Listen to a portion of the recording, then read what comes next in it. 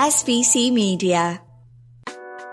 Welcome to the iGaming Daily Podcast, analysing the news from the betting and gaming industry all over the globe, supported by Optimove, the #1 CRM marketing solution for the iGaming market. There's a saying I like to use a lot, and that saying is this: read the room.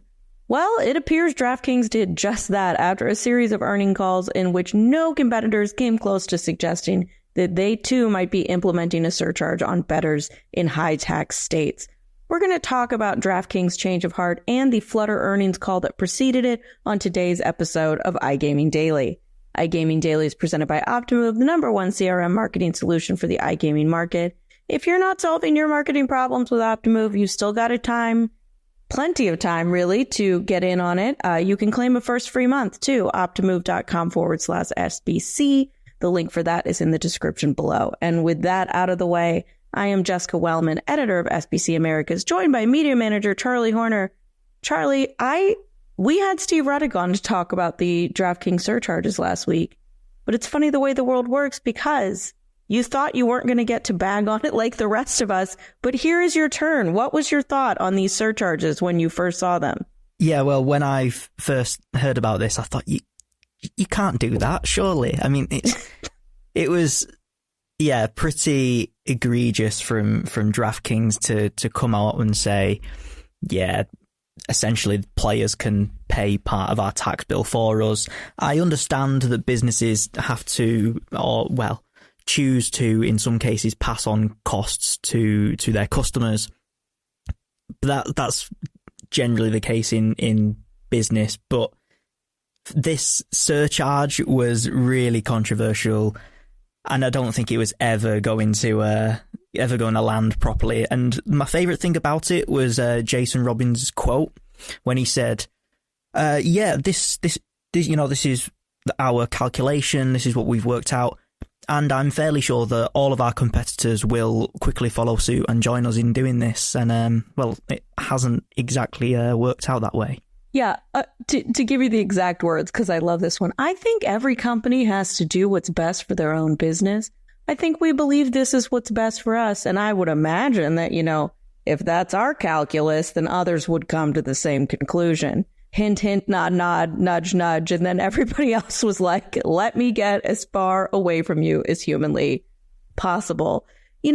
We talked about it last week. I highly encourage people to listen to Steve Ruddick and I kind of break this down if you want some of the details on why this was so controversial. And this week I was seeing a lot of people kind of asking procedurally if they're even allowed to do this in some of the states that they're in. Sometime, would it be considered a change in house rules? Would it be something that you have to get regulatory approval on before you could even implement?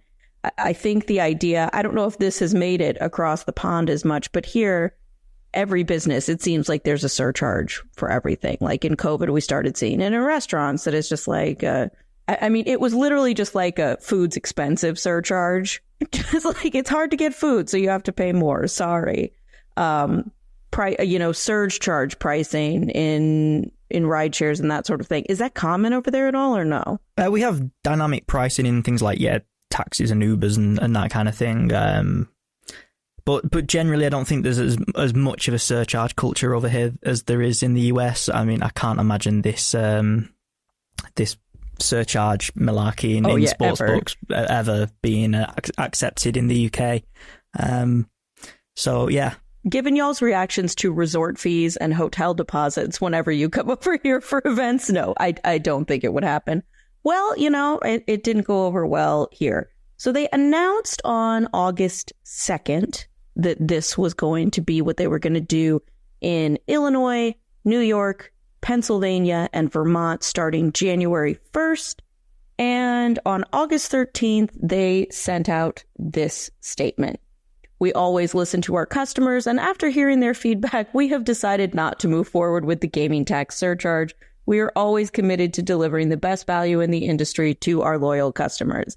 Except when our CEO gets on earnings calls and is just basically like, yeah, I think they're going to hate it and I think they're going to complain, but I don't think they're going to change who they bet with, so we're going with it. it's so egregious the way that well, I didn't listen to his exact comments on the earnings call, but the way that you're I'm framing it, granted very much indulging, but I have read the quotes, and they do assume that people will just not like it but still bet with DraftKings anyway because, well, our brand is good, our product is great.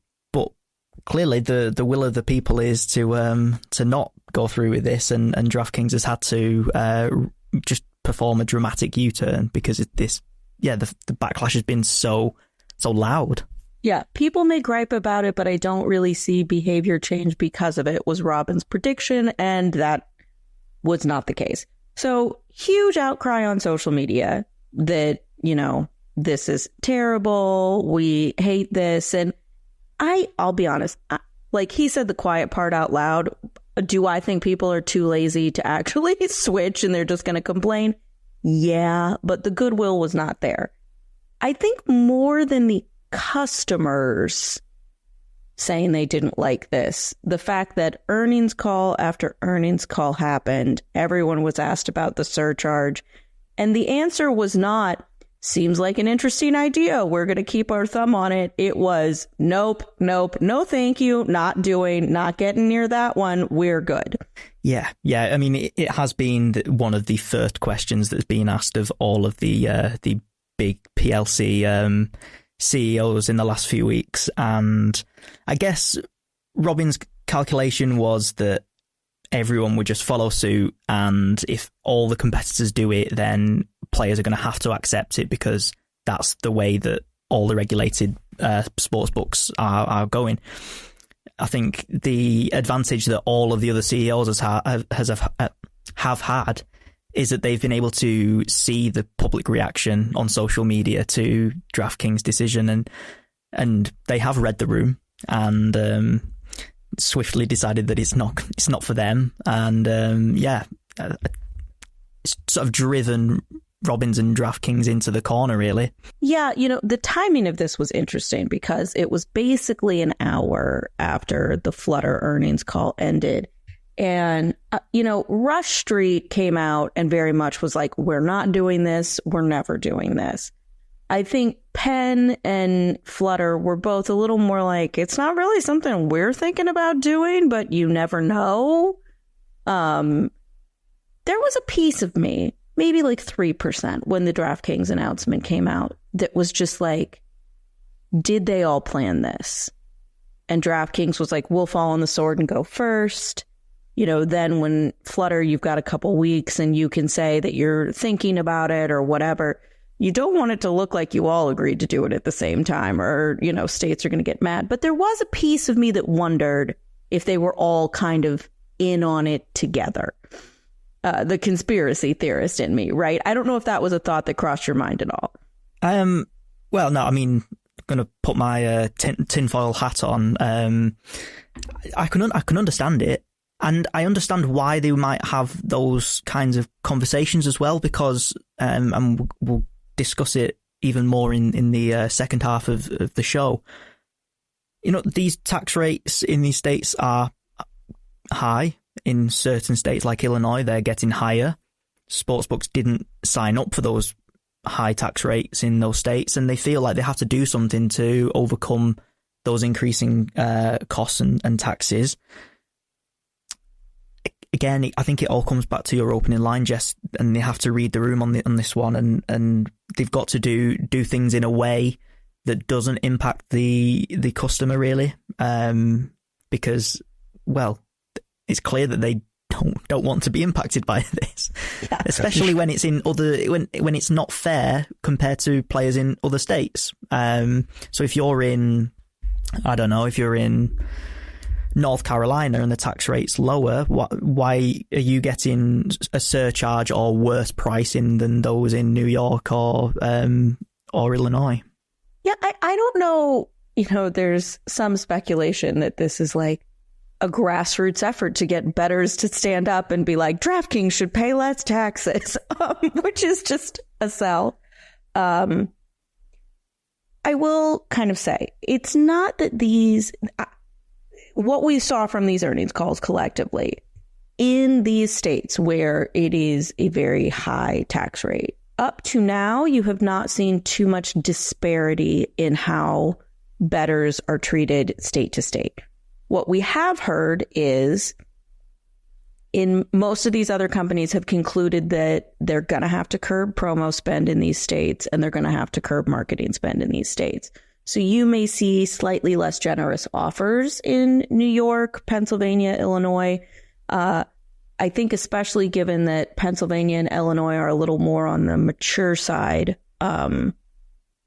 it's understandable that they would potentially curb back spending. Rush Street said they've cut back extensively on affiliates and that they're not going to work as much. They're going to focus on retention and other ways of acquiring customers. So it won't be the overt surcharge. And I don't think it's one, if you've already signed up, you've gotten your offer. Will you be getting as many offers in the future as your friends in Kentucky or Indiana or wherever? Probably not. So there will be some impact. I think we have finally reached the point where you're going to see some differences. But I think that's from an optics point of view is far more understandable or positive than the surcharge, because you're not penalizing your players. You're just being less generous is the way that you can package it. And like you said, some of these states are reaching maturity. So naturally you would reduce the number or amount of promotions that you're using in those jurisdictions anyway. So I think that's a natural sort of progression of the industry, but to add a surcharge is I can understand why there's so much backlash. And only if you win. If you keep losing, we'll cover it. If you win, that's when we're going to need you to contribute a little more.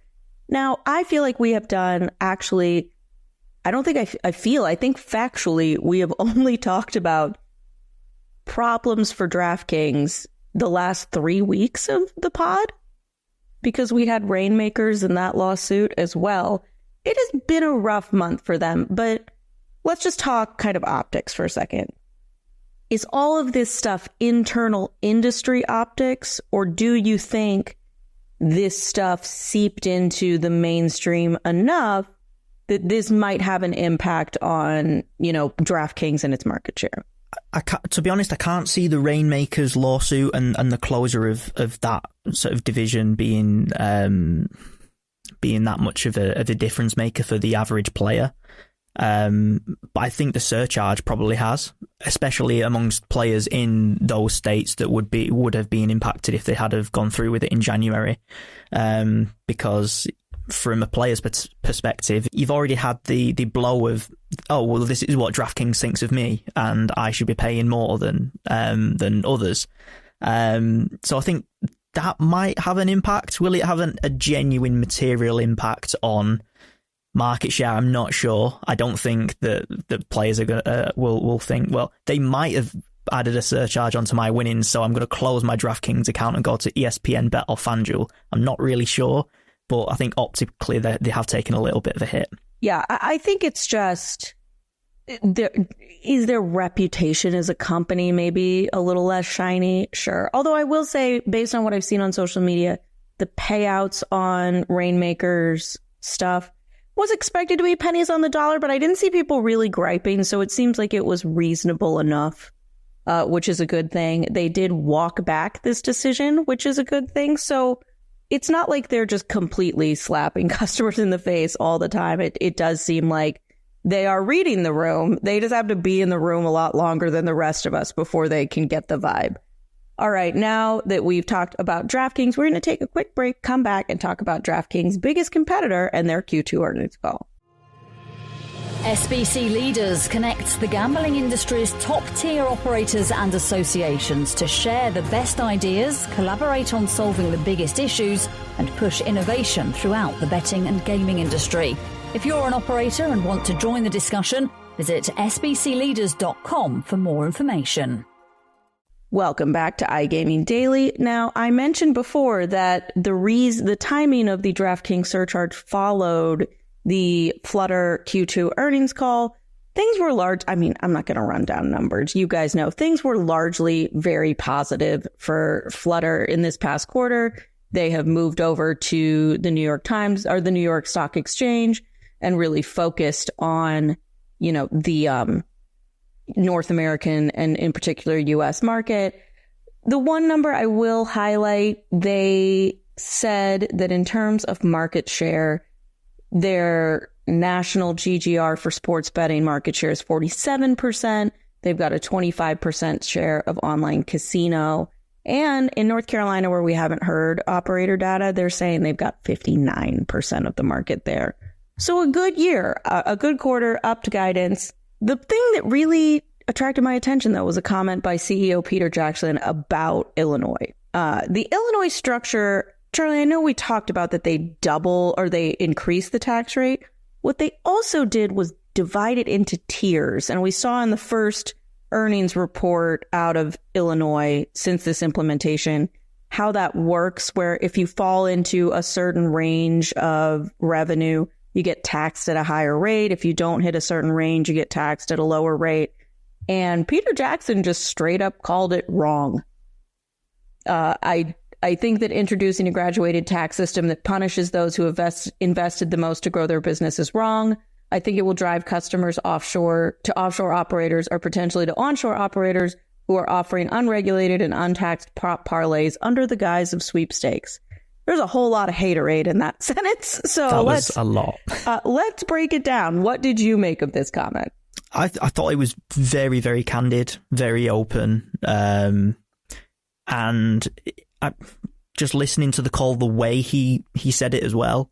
He slowed down and broke down the question into multiple parts and really focused on Illinois as something that he was clearly agitated about.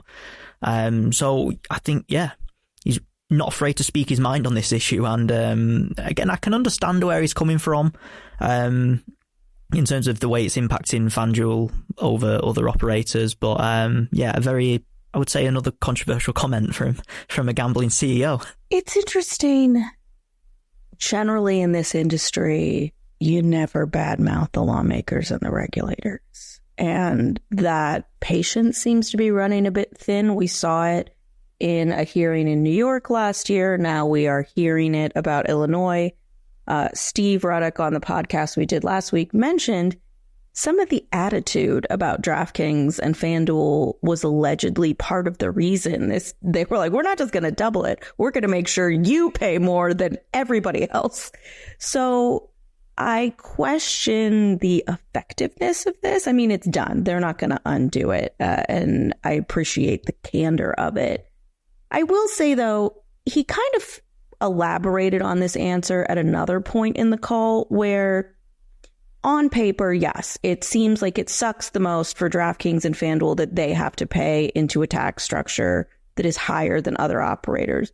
But Jackson argued that in other aspects of Flutter's business where they've had these kinds of high taxes or tiered tax rates, what they've actually seen is since everyone, the tide has risen on tax rates, smaller operators are going to struggle to cover that cost more than bigger operators are.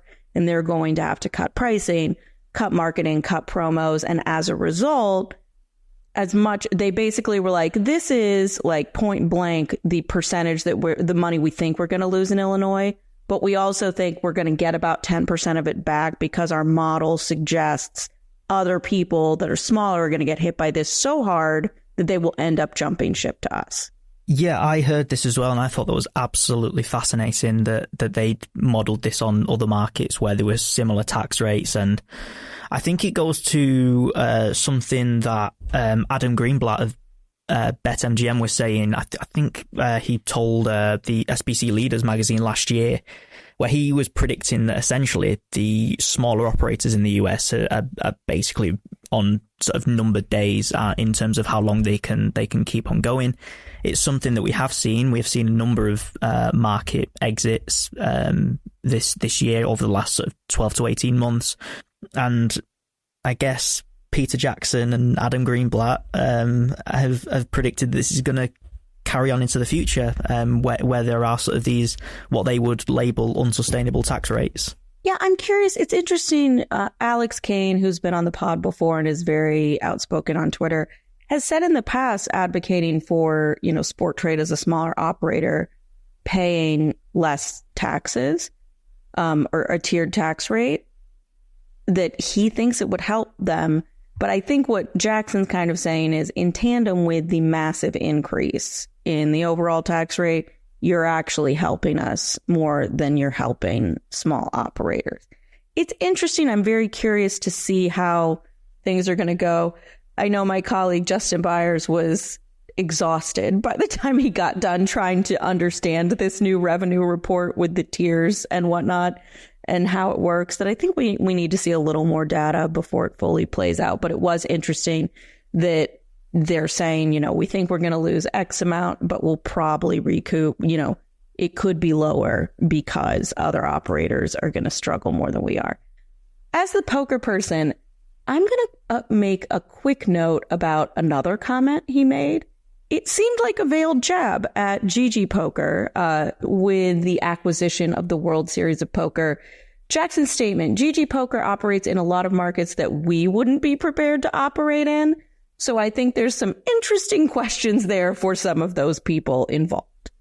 Yeah, that was spiky. Yeah, so I don't follow the international scene as much as the rest of you guys.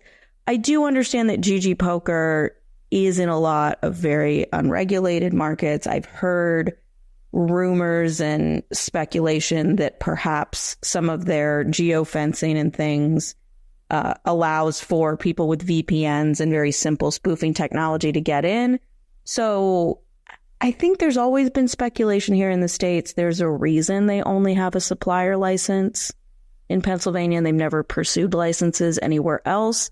Some of that is that WSOP is on an whatever 888 is called now contract for another year. Evoke, right? Evoke, yes. Okay. I can't keep up with all of these very new agey rebrands. So some of it is that, but they've never really come into the States, and the whispers have always been, can they muster up the suitability necessary? And it seems to me, as I'm reading this, that Jackson might be raising an eyebrow in that general direction. Yeah, I think he's probably raising more than both one eyebrow. Eyebrows. Yeah, maybe a finger and pointing it. Yeah, absolutely. Again, it was another sort of big moment in the earnings call. A lot of the time, these earnings call can be quite dry, not too many lines, a lot of sort of financial data. But this Flutter one, there were quite a few interesting news points, which was great from a journalist perspective. Yeah.